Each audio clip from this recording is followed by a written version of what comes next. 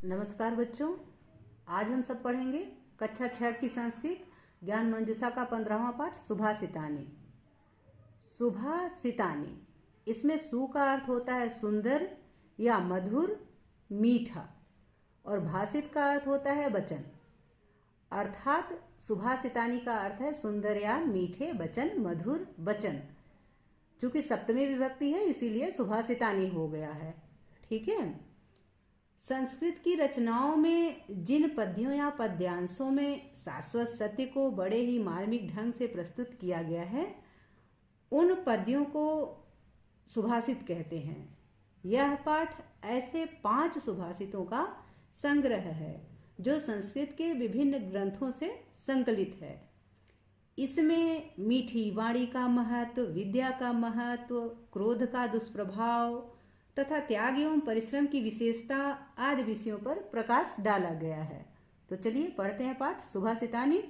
इसका पहला श्लोक है, प्रिय वाक्य प्रदानेन सर्वे तुष्यन्ति जन्तवः तस्मात् तदेव वक्तव्यम वचने का दरिद्रता।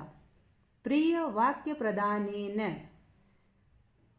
प्रिय वाक्य प्रदान करने से, प्रिय वाक्य यानी मीठी वाणी, प्रदानेन यानी प्रदान करने से, बोलने से, देने से, सर्वे मतलब सभी लोग, तुष्यन्ति माने संतुष्ट होते हैं, जंतवः, जंतवः मतलब जीव जंतु मनुष्य इत्यादि। प्रिय वाक्य प्रदान करने से सभी जीव जंतु मनुष्य इत्यादि संतुष्ट होते हैं। तस्मात् तदेव वक्तव्यम, तस्मात् मतलब इस कारण, तस्मात् मतलब इस कारण, इसीलिए, इसलिए, तदैव मतलब उसे ही, अर्थात प्रिय वाक्य को ही, वक्तव्यम यानी बोलना चाहिए, वक्तव्यम मतलब बोलना चाहिए। वचने का दरिद्रता, वचने मतलब बोलने में, का मतलब कैसी, दरिद्रता मतलब दरिद्रता यानी कंजूसी, बोलने में कैसी कंजूसी, कैसी दरिद्रता। तो इस श्लोक में कहा गया है कि प्रिय वाक्य प्रदान करने से सभी जीव जंतु मनुष्य इत्यादि सब संतुष्ट होते हैं। मीठी वाणी बोलने से, मधुर वचन बोलने से सभी जीव जंतु मनुष्य इत्यादि सब संतुष्ट होते हैं। इस कारण, तस्मात् मतलब इस कारण, तदेव मतलब उसे ही, अर्थात मीठी वाणी को ही, मधुर वचन को ही हमें वक्तव्यम यानी बोलना चाहिए। वचने का दरिद्रता, बोलने में कैसी दरिद्रता, बोलने में कैसी कंजूसी, अर्थात हमें बोलने में कंजूसी नहीं करनी चाहिए। ठीक है। चलिए पढ़ते हैं दूसरा श्लोक। नास्ति विद्या समम चक्षु, नास्ति सत्य समम तपः, नास्ति राग समम दुखम, नास्ति त्याग समम सुखम।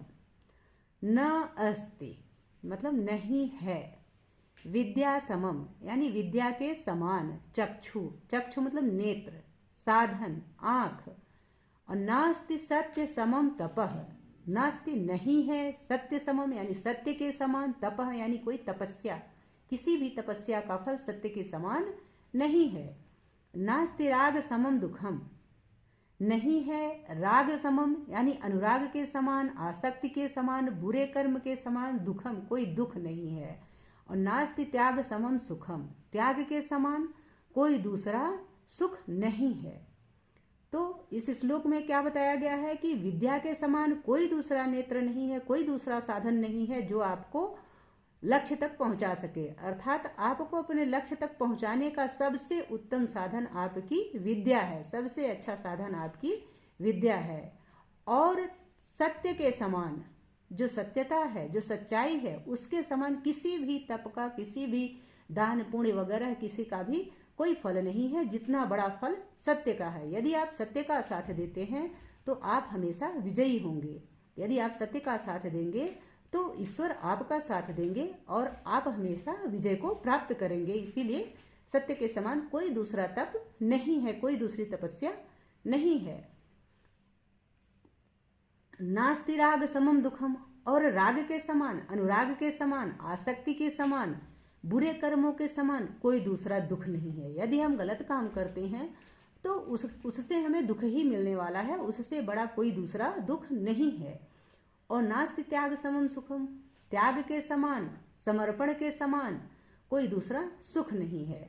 जैसे यदि आपके पास सिर्फ 2 पेन है, एक ब्लैक है एक ब्लू है, आपको दोनों की जरूरत है।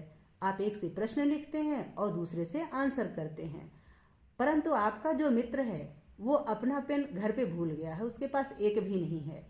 ऐसे समय में यदि आपने अपने एक पेन का त्याग कर दिया और अपने मित्र को दे दिया तो उसका भी काम हो जाएगा और आपका भी नहीं रुकेगा। तो आपको बड़ा सुकून मिलेगा, अंदर से बहुत सुख मिलेगा कि अरे मैंने जरा सा अपनी भावनाओं का त्याग किया, जरा सा अपने सुख का त्याग किया, अपनी पेन को सुविधा का त्याग किया, अपने मित्र को दे दिया तो उसका भी काम हो गया और मेरा भी हो गया। तो आपको बड़ा ही आनंद मिलेगा, बहुत सुख मिलेगा। इसीलिए त्याग को सबसे बड़ा सुख बताया गया है। ठीक है, अगला पद्य है अक्रोधेन जयेत क्रोधम असाधुम साधुना जयेत, जयेत कर्दयम दानेन जयेत सत्येन च अनृतम। अक्रोधेन जयेत क्रोधम, यानी क्रोध को जयेत मतलब जीता जा सकता है, क्रोध को जीता जा सकता है किससे? अक्रोध से, यानी बिना क्रोध किए, बिना गुस्सा किए, गुस्सा करने वाले लोगों को बिना गुस्सा किए जीता जा सकता है। यानी यदि कोई गुस्सैल आदमी है, कोई गुस्से वाला आदमी है, हम उससे जब प्रेम से बात करते हैं, वो गुस्सा करता है तो हम गुस्सा नहीं करते हैं, बल्कि हम उससे प्रेम से बात करते हैं तो हम उसको जीत सकते हैं। तो क्रोध को यानी गुस्से को किससे जीता जा सकता है? बिना क्रोध किए, अक्रोधेन यानी बिना क्रोध किए, बिना गुस्सा किए उसको जीता जा सकता है, उससे मित्रता की जा सकती है जो क्रोधी व्यक्ति है। और असाधुम साधुना जयेत, जो असाधु है, जो दुष्ट व्यक्ति है, उसको कैसे जीता जा सकता है? उसको साधुता से यानी अपनी सज्जनता से, साधुना मतलब सज्जनता से, अपनी सज्जनता से जयेत मतलब जीता जा सकता है। जो असाधु है, जो दुष्ट है, उसको अपनी अच्छाई से, अपनी साधुता से, अपनी सज्जनता से जीता जा सकता है। और जयेत कर्दयम दानेन, कर्दयम मतलब होता है कृपण, कंजूस। जो कंजूस व्यक्ति है उसको कैसे जीता जा सकता है? उसको दानेन यानी दान के द्वारा, दान से जीता जा सकता है। जो कंजूस व्यक्ति है उसको यदि आप जीतना चाहते हैं तो दान से जीत सकते हैं। जैसे आप किसी के घर गए, उसने आपको पानी भी नहीं पूछा, परंतु जब वह आपके घर आया तो आपने उसको पानी भी पिलाया और खाना भी खिलाया, नाश्ता भी कराया। तो नेक्स्ट टाइम जब आप उसके घर जाएंगे ना तो वो भी आपको नाश्ता भी कराएगा, पानी भी पिलाएगा, क्योंकि उसको लगेगा कि जब मैं इसके घर गया था तो इसने मेरी खूब सेवा की थी। इसलिए कंजूस को दान के द्वारा जीता जा सकता है, ऐसा इस श्लोक में कहा गया है। और जयेत सत्येन च अनृतम, अनृतम मतलब होता है अन्याय को।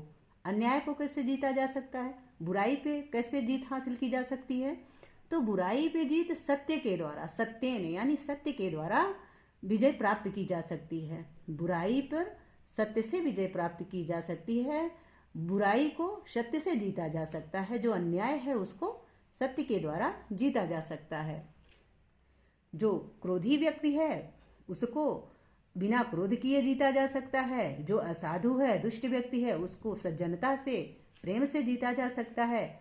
जो कंजूस व्यक्ति है उसको दान से जीता जा सकता है। और जो अन्याय है उसको सत्य के द्वारा जीता जा सकता है। ठीक है, चलिए पढ़ते हैं अगला श्लोक। अयम निजः परो वेति गणना लघु चेत साम, उदार चरिता नानतु वसुधैव कुटुंबकम। अयम निजः, अयम मतलब यह, निजः मतलब अपना है, परो वेति यह पराया है, गणना लघु चेत साम ऐसा करने वाले लोगों की गणना ना लघु चेत साम यानी छोटी बुद्धि वालों में की जाती है, छोटे चित्त वालों में की जाती है, छोटे दिल वालों में की जाती है। गणना मतलब गणना, गिनती, ऐसे लोगों की गिनती जो है लघु यानी छोटे, चेतसा में यानी चित्त वालों में, दिल वालों में की जाती है। जो लोग कहते हैं कि यह अपना है, यह पराया है, ऐसे लोगों की गणना, ऐसे लोगों की गिनती छोटे दिल वालों में की जाती है, छोटे चित्त वालों में की जाती है। जबकि उदार चरितानानतु यानी उदार चरित्र वाले तो, बड़े दिल वाले तो वसुधैव कुटुंबकम मन्यते संपूर्ण पृथ्वी को ही वसुधैव, वसुधा एव, वसुधैव मतलब वसुधा एव, वसुधा मतलब पृथ्वी, एव मतलब ही। जो उदार चरित्र वाले हैं, बड़े दिल वाले हैं, वे तो संपूर्ण पृथ्वी को ही कुटुंबकम मन्यते अपना परिवार मानते हैं। जो बड़े दिल वाले हैं वो तो पूरी पृथ्वी को ही अपना परिवार मानते हैं। और जो छोटे दिल वाले हैं वही यह अपना है, यह पराया है ऐसा करते हैं। ऐसा करना छोटे दिल वालों का काम है। चलिए पढ़ते हैं अगला श्लोक। सुखार्थिनः कुतो विद्या विद्यार्थिनः कुतः सुखम, सुखार्थी वा त्यजेत विद्याम विद्यार्थी वा त्यजेत सुखम। सुखार्थिनः कुतो विद्या, सुखार्थिनः यानी सुख की इच्छा रखने वाला, सुख का अर्थी, जो सुख चाहने वाला है उसे कुतो विद्या, उसको विद्या कहाँ। और विद्यार्थिनः जो विद्या चाहने वाला है, विद्या का अर्थी है, उसे कुतः सुखम, उसे सुख कहाँ। जो विद्या चाहता है वो अपने सुख का त्याग कर देता है, परंतु जो सुख चाहता है वह अपनी विद्या का त्याग कर देता है। सुखार्थी वा त्यजेत विद्याम, जो सुख चाहने वाला है वह अपनी विद्या का त्याग कर देता है। और विद्यार्थी वा त्यजेत सुखम, जो विद्यार्थी है, विद्या का अर्थी है, विद्या चाहने वाला है, वह अपने सुख का त्याग कर देता है। जैसे सर्दियों का दिन है और आपको स्कूल जाना है 7 बजे 8 बजे, परंतु आपका मन नहीं कर रहा है कि हम रजाई कंबल छोड़ें, हीटर छोड़ें, हमका मन यही कर रहा है कि हम रजाई में पड़े रहें।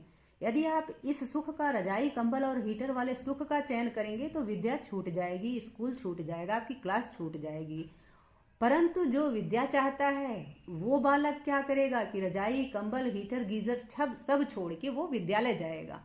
तो उसने क्या किया कि इस सुख का त्याग कर दिया, तो उसको क्या मिली, विद्या मिली। परंतु जिसने इस सुख का चयन किया उसको विद्या नहीं मिला। तो यहाँ इस श्लोक में यही कहा गया है कि जो सुख चाहता है वह विद्या का त्याग कर देता है, और जो विद्यार्थी होता है, विद्या चाहता है, वो अपने सुख का त्याग कर देता है। विद्यार्थी जीवन में अपने इन सुखों का त्याग कर देना चाहिए। यदि आप अभी इन सुखों का ध्यान करेंगे, इसकी तरफ पड़े रहेंगे, तो आपसे बहुत बड़ा सुख छूट जाएगा। क्योंकि विद्या ग्रहण के बाद तो जीवन में सुख ही सुख है। तो अभी जब विद्या ग्रहण करने का समय है तो उस समय आप ये सारे सुख का त्याग कर दीजिए कि गर्मी में एसी चाहिए, सर्दी में कंबल रजाई हीटर चाहिए, तो इसका सुख अभी त्याग दीजिए और विद्या ग्रहण कीजिए। यही विद्यार्थी का काम है। ठीक है, आशा है कि आपको यह पाठ अच्छे से समझ में आ गया होगा। ठीक है, बहुत बहुत धन्यवाद।